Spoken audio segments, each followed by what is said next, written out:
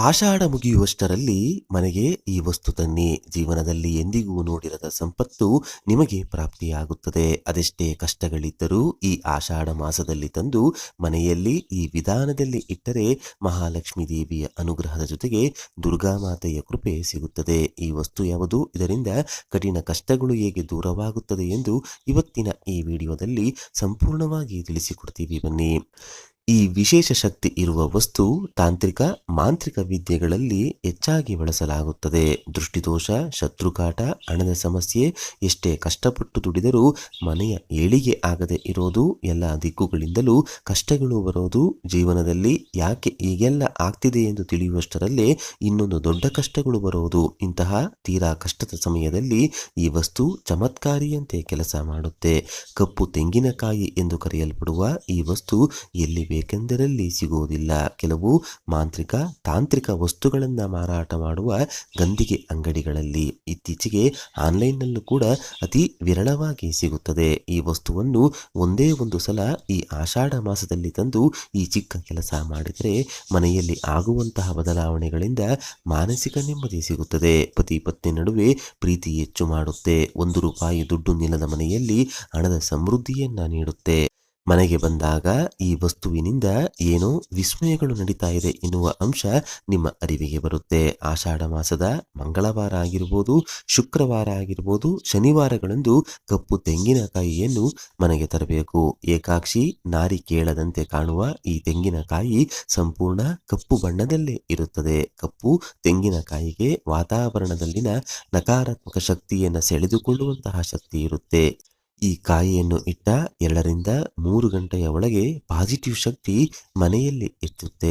2 ಕಪ್ಪು ತೆಂಗಿನಕಾಯಿಯನ್ನು ಮನೆಗೆ ತನ್ನಿ. ತಂದ ನಂತರ ನೀರಿನಿಂದ 2ನ್ನ ಕೂಡ ತೊಳೆದು ಒಂದನ್ನು ದೇವರ ಕೋಣೆಯಲ್ಲಿ ಇಟ್ಟು ಮನೆ ದೇವರನ್ನ ನೆನೆಯುತ್ತಾ ತೆಂಗಿನಕಾಯಿಗೆ ಅಗರಬತ್ತಿ ಧೂಪವನ್ನ ತೋರಿಸಿ ನಮಸ್ಕಾರ ಮಾಡಿಕೊಳ್ಳಿ. ಬೆಲ್ಲದ ಚೂರುಗಳನ್ನ ನೈವೇದ್ಯವಾಗಿ ಇಡಿ. ಇಂದಿನಿಂದ ಮನೆಯ ಸಂಕಷ್ಟಗಳೆಲ್ಲ ಕಳೆದು ಯಶಸ್ಸು ಸಿಗಲಿ ಎಂದು ನಂಬಿಕೆಯಿಂದ ಹಣ ಇಡುವಂತಹ ಜಾಗದಲ್ಲಿ ಒಂದು ಹಳದಿ ಬಣ್ಣದ ಬಟ್ಟೆಯಲ್ಲಿ ಕಟ್ಟಿ ಎತ್ತಿಡಬೇಕು. ಇನ್ನೊಂದು ಕಪ್ಪು ತೆಂಗಿನಕಾಯಿಯನ್ನು ಮನೆಯಲ್ಲಿ ಎಷ್ಟು ಜನ ಇರ್ತೀರೋ ಅವರನ್ನೆಲ್ಲ ಒಂದು ಕಡೆ ಕೂರಿಸಿ ಒಬ್ಬೊಬ್ಬರ ತಲೆಯ ಮೇಲೂ 3 ಬಾರಿ ಎಡಭಾಗದಿಂದ 3 ಬಾರಿ ಬಲಭಾಗದಿಂದ ದೃಷ್ಟಿಯನ್ನು ತೆಗಿಬೇಕು, ಇಳಿ ತೆಗಿಬೇಕು.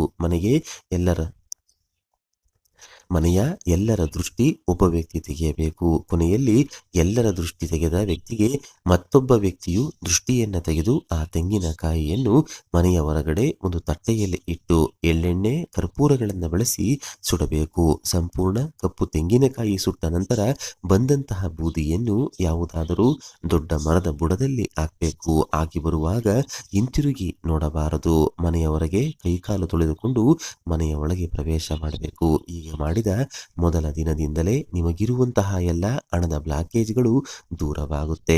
ಅಷ್ಟು ದಿನ ₹1 ಕೂಡ ಓಡಾಡ್ತಿಲ್ಲ ಎನ್ನುವವರಿಗೂ ಕೈನಲ್ಲಿ ದುಡ್ಡು ಚೆನ್ನಾಗಿ ಓಡಾಡಲು ಶುರುವಾಗುತ್ತೆ. ಆಷಾಢ ಮಾಸದಲ್ಲಿ ಮಾಡುವ ತಾಂತ್ರಿಕ ಪರಿಹಾರಗಳು ತುಂಬಾ ಬೇಗನೆ ಫಲ ನೀಡುತ್ತವೆ. ಪಾರ್ವತಿ ದೇವಿ ದುರ್ಗಾ ಮಾತೆಯ ಶಕ್ತಿ ತಂತ್ರಗಳಿಗೆ ಈ ಮಾಸದಲ್ಲಿ ಶಕ್ತಿಯನ್ನ ನೀಡುತ್ತವೆ. ಕೋರ್ಟ್ ಕೇಸ್ ಸಮಸ್ಯೆ ಇದ್ದವರು ಸದಾ ಈ ಕಪ್ಪು ತೆಂಗಿನಕಾಯಿಯನ್ನು ತಮ್ಮ ಜೊತೆಯಲ್ಲಿ ಇಟ್ಟುಕೊಂಡಿದ್ದರೆ ಜಯ ಪ್ರಾಪ್ತಿಯಾಗುತ್ತೆ. ವ್ಯಾಪಾರದಲ್ಲಿ ಎಲ್ಲ ಕಳ್ಕೊಂಡು ನಷ್ಟ ನೋಡ್ತಿದ್ರೆ ವ್ಯಾಪಾರದ ಸ್ಥಳದಲ್ಲಿ ಈ ಕಪ್ಪು ತೆಂಗಿನಕಾಯಿಯನ್ನು ಇಟ್ಟುಕೊಂಡಿದ್ದರೆ ದಿನೇ ದಿನೇ ವ್ಯಾಪಾರದ ಏಳಿಗೆಯಾಗುತ್ತೆ. ಮಾಟಮಂತ್ರ ಪ್ರಯೋಗಗಳು ನಮ್ಮ ಮೇಲೆ ಆಗಿದೆ ಎನ್ನುವ ಅನುಮಾನ ಇದ್ದರೆ ಕಪ್ಪು ತೆಂಗಿನಕಾಯಿಯಿಂದ 7 ಸಲ ನಿಮಗೆ ದೃಷ್ಟಿಯನ್ನು ತೆಗೆಸಿಕೊಂಡು ಆ ಕಾಯಿಯನ್ನು ಸುಟ್ಟು ಹಾಕಬೇಕು. ಮನಸ್ಸಿನ ಕೋರಿಕೆಗಳನ್ನು ನೆರವೇರಿಸುವ ಅಪಾರ ಶಕ್ತಿ ಈ ಚಿಕ್ಕ ಕಪ್ಪು ತೆಂಗಿನಕಾಯಿಗೆ ಇರುತ್ತದೆ. ನಿಮ್ಮ ಊರುಗಳಲ್ಲಿ ದೊಡ್ಡ ಮಾರುಕಟ್ಟೆಗಳಲ್ಲಿ ಪೂಜಾ ಸಾಮಗ್ರಿಗಳು ಸಿಗುವ ಕಡೆ ವಿಚಾರಿಸಿ ಈ ವಿಶೇಷ ವಸ್ತುವನ್ನು ಆಷಾಢ ಮಾಸದಲ್ಲಿ